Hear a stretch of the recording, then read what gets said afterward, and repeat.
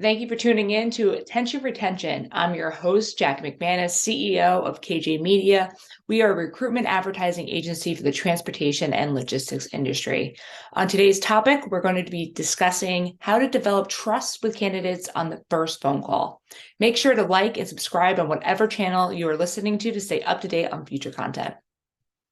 Welcome to Attention Retention with Jackie McManus, your source for the latest trends in transportation recruitment and retention. Today, we'll be discussing developing trust with candidates on the first phone call. Recruiting is a relationship building business. Our profession is no different than any other sales profession.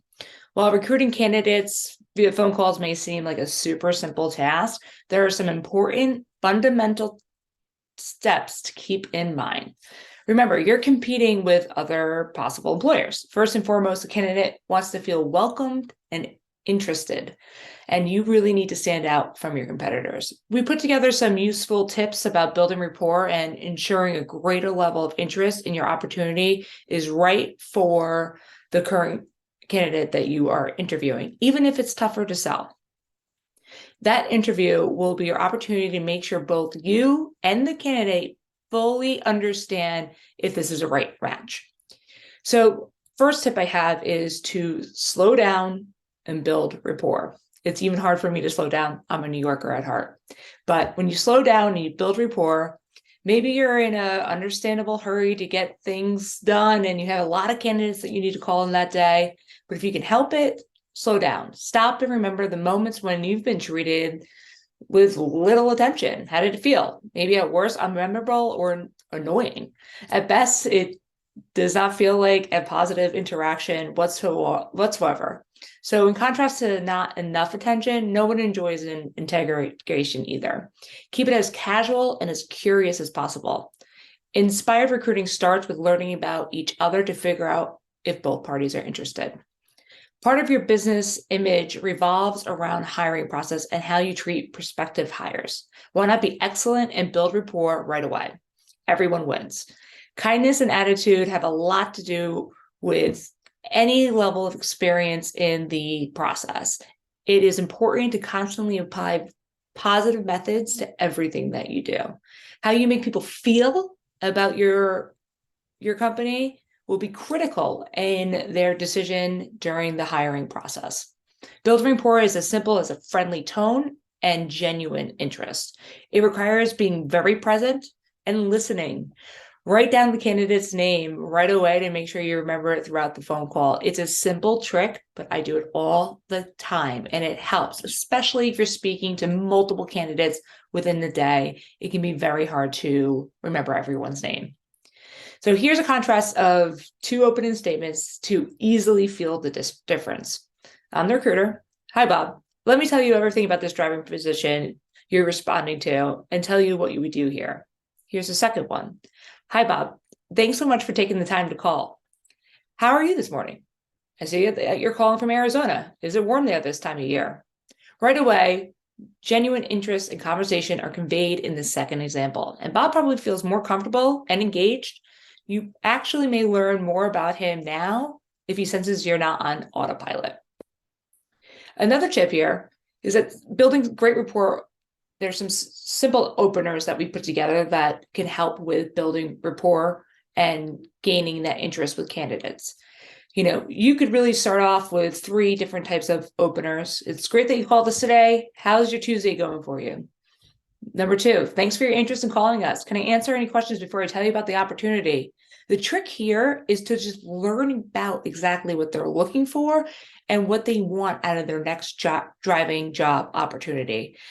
Being a recruiter myself and being in sales where I sit now, the biggest piece of advice that I could always give to recruiters and salespeople is to find out exactly what's going on the other side of the phone, the computer, or when you're live with somebody. You never know what's going on or what they're going through. It's so important to get down to exactly what they're looking for and if you could actually help them achieve what they're looking for.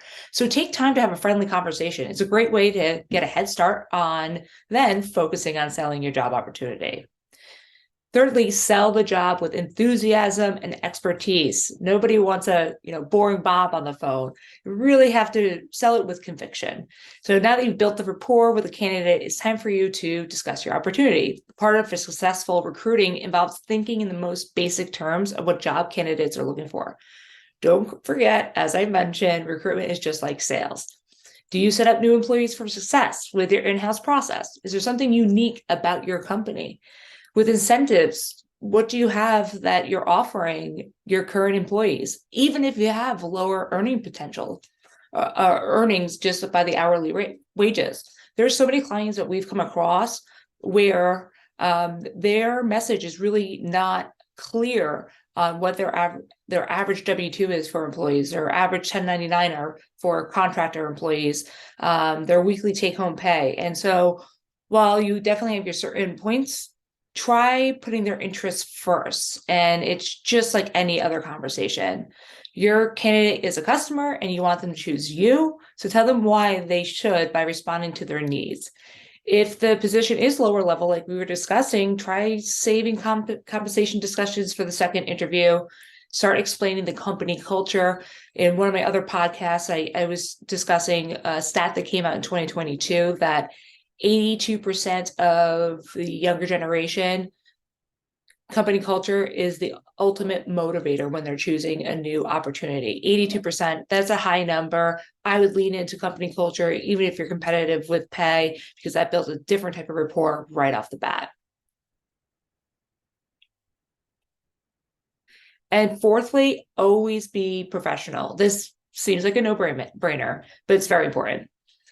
Some ways to succeed is only ask questions when learning about the person regarding their professional aspirations and history. Get the conversation back on track if the candidate tries to take it elsewhere by telling you or asking another question that's really not even relevant to the position.